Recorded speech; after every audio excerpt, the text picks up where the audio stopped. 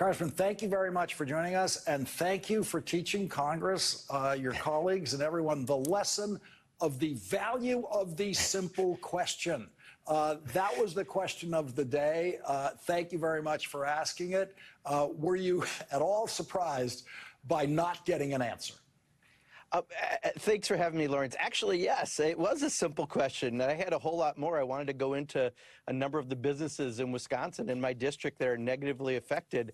I didn't think this was going to be the stumper. I thought, we might have a little talk about maybe it's the importer, but that gets passed on to the consumer. But it was such a simple question that he couldn't give an answer to. It really shows that, Trump's tariffs are ultimately a tax on the average person in Wisconsin and across the country, and they just don't want to admit it. So while they're not winning on getting any trade deals, at the same time, we're all paying more and more for goods because Donald Trump seems to somehow think he's being creative with throwing indiscriminate tariffs everywhere. Well, Donald Trump's now admitting who pays it. That's why he's saying you can only afford $2 for Christmas instead of the 30 that I guess he thought people were planning to buy for Christmas. Donald Trump's making it very clear, but you could see the Treasury Secretary worrying, knowing that Donald Trump lied every day of the campaign about China paying the tariffs, and the Treasury Secretary is afraid of contradicting the campaign lie. Tell us about your own experience in your own business with what these tariffs mean.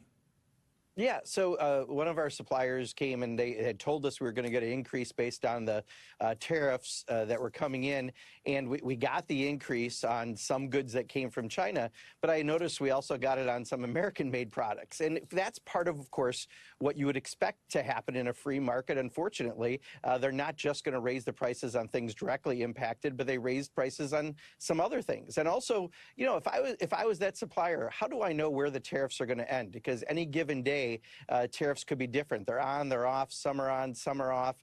I mean, it's so indiscriminate. I use this, unfortunately, graphic comparison. It's much like a monkey throwing dung. That's how President Trump is throwing tariffs, and you never know where it's going to land, but it's going to make a mess. And that's what we're all experiencing.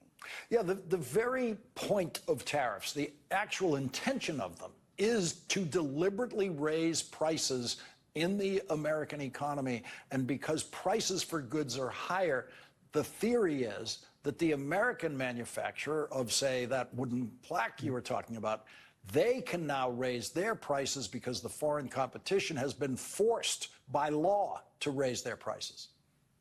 Yeah, and again, that's part of what we all have to explain about tariffs, and Donald Trump just lies and lies about this. And at the end of the day, Donald Trump won because of the economy. Half the people on exit polls said they voted for him because of the economy. He promised to reduce costs on day one.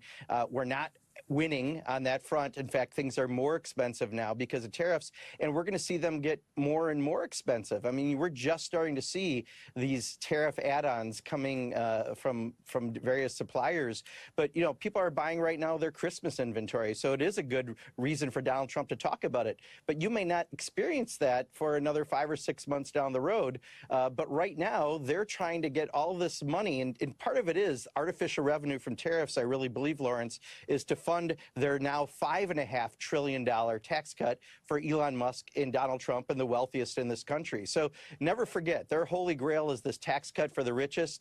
Part of it is to fund it is with, I think, artificial revenue from some of the tariffs. That's part of why this is in the mix. And at the end of the day, working people, middle-class people, and people aspiring to be in the middle class are going to pay for those tax cuts through tariffs and other ways. And at the end of the day, again, Donald Trump and Elon Musk will be better off.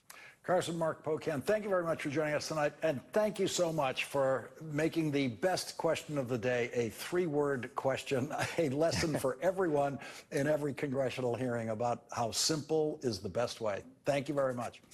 Thank you.